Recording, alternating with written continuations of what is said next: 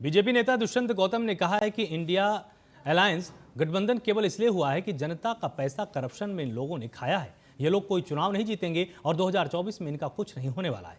वहीं हमारे संवाददाता शिवम पांडे ने कई मुद्दों पर बीजेपी के राष्ट्रीय महासचिव दुष्यंत गौतम से खास बातचीत की। 2024 लोकसभा चुनाव को लेकर लगातार इंडिया अलायंस गठबंधन कर रही, लेकिन वहीं देखा जाए तो आज ममता बनर्जी ने साफ तौर से मना कर दिया कि हम कोई गठबंधन नहीं करेंगे, बंगाल में अकेले चुनाव लड़ेंगे।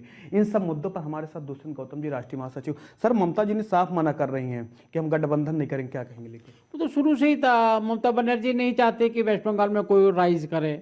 वामपंथियों को भी मना किया, कांग्रेस को भी मना किया, विधानसभा चुनाव में भी देखने के लिए आपको मिला होगा। खाली ये गठबंधन इकट्ठा इसलिए होते थे कि सबने देश की जनता का पैसा लूटने का काम किया है, भ्रष्टाचार के केस इन पे लगे हुए हैं, भ्रष्टाचार किया है, जो जनता का विकास करना चाहिए था अपना विकास किया, इसलिए इकट्ठा हो रहे थे। और इंडिया अलायंस तो लगातार पहले से ही टूटता है। पहली बैठक में केजरीवाल नहीं थे, दूसरी में नीतीश नहीं थे, तीसरी ममता नहीं थे, और अब 28 के 14 रह गए। तो सब वातावरण जो दिख रहा है कि विधानसभा चुनाव के अंदर अखिलेश को मध्य प्रदेश में सीटें नहीं दी गई, बातें नहीं की, अखिलेश विखिलेश कह के बात की। और उधर ममता जी अलग नखरे दिखा रही हैं।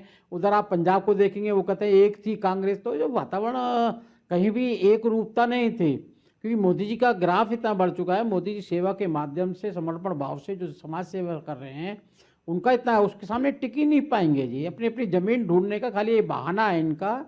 एक भी उनको दिख रहा है कुछ होने वाला नहीं है, बेइज्जती होने वाली है। तो इसलिए अब इंडिया अलायंस सब बिखर गया, अब कुछ नहीं होने वाला इसमें। सर, कहीं ना कहीं ये लगता है कि क्या इंडिया अलायंस जो बिखर रहा है उससे एनडीए को मजबूती मिल रही है क्या?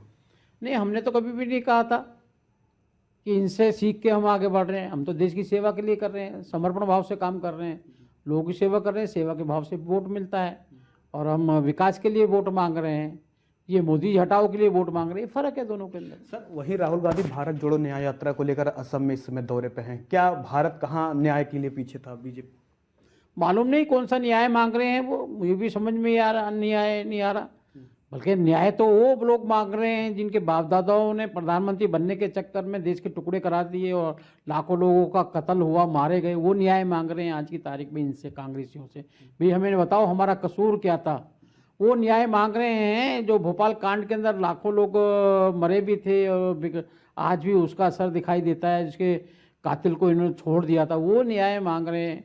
न्याय मांग रहे हैं सारे देश के सिख न्याय मांग रहे हैं। बड़ा पेड़ गिरता है तो धरती ढलती है।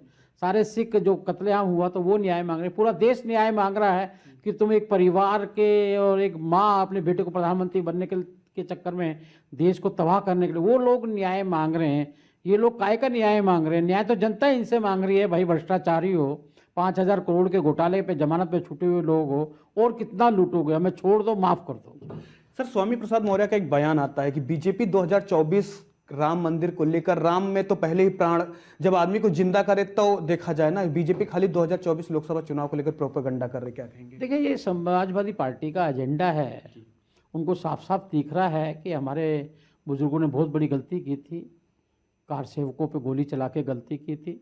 उसका प्रायश्चित अखिलेश जी करके दिखाने की कोशिश कर रहे हैं कि मुस्लिम वोटों से नहीं जीत सकता, अब सनातन के वोटों को भी साधना पड़ेगा।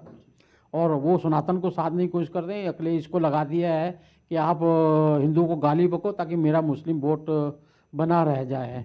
वरना इतना बात सनातन के लिए कहने वाले अगर दूसरे धर्म के लिए कहें, धड़ से सर कलम कर दिया जाएगा।